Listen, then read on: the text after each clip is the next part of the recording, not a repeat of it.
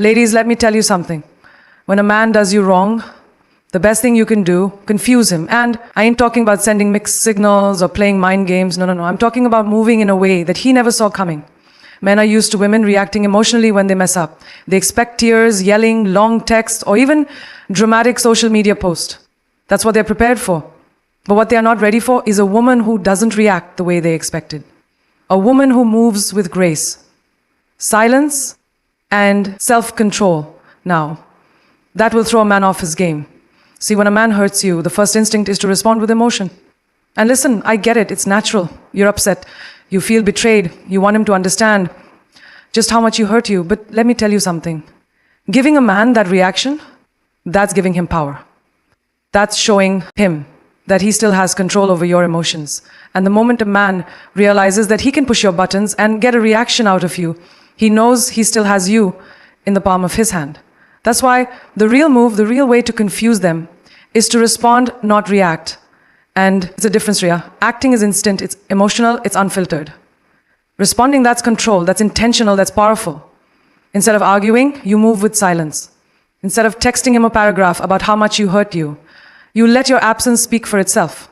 Instead of proving your worth, you remember your worth and carry yourself like a woman who refuses to be disrespected. And let me tell you something about men. They are not built to handle that kind of energy.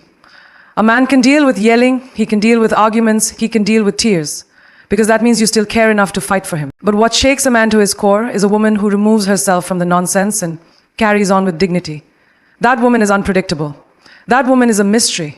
That woman is powerful.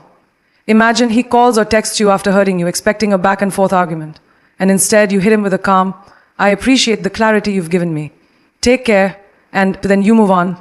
No chasing, no questioning, no begging for an explanation. You let him sit with that. You let him wonder how you could just walk away so easily. You let him overthink. Why you focus on you? Because here's the thing. Men learn through experience, not explanation. You don't have to tell him what he did wrong 100 times. You don't have to make him see your worth by proving anything to him.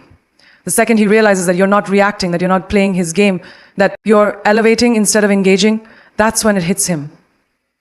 That's when he starts thinking, did I just lose something great? And trust me, that's a much stronger lesson than any argument could ever be. The moment a man expects you to crumble after he's hurt you, he's already convinced himself that you needed him more than he needed you. He assumes that his absence will shake your world, that you'll fall apart, that you'll sit around waiting for him to come back.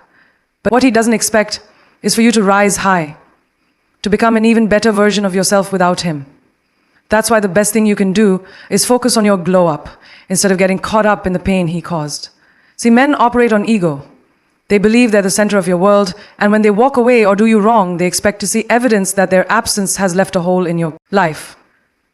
That's why they stalk your social media, ask mutual friends how you're doing, or suddenly pop back up with a "just checking in" text. They're looking for signs that you miss them, that you're still hurt, that you're still waiting. But when a man checks up on you and sees that you're thriving instead of suffering, oh, that confuses him like nothing else. This is why you don't waste time trying to make a man regret losing you. You just make sure that when he looks in your direction, he sees a woman who is leveled up. Work on yourself, hit the gym, not because you need revenge, but because you love yourself enough to take care of your body. Chase your dreams with even more passion, not to make him jealous, but because your future deserves that energy upgrade. Your style, refine your confidence, and surround yourself with people who make you feel valuable. Because when you invest in yourself, when you pour into your own growth, you naturally become the type of woman who commands respect without even saying a word.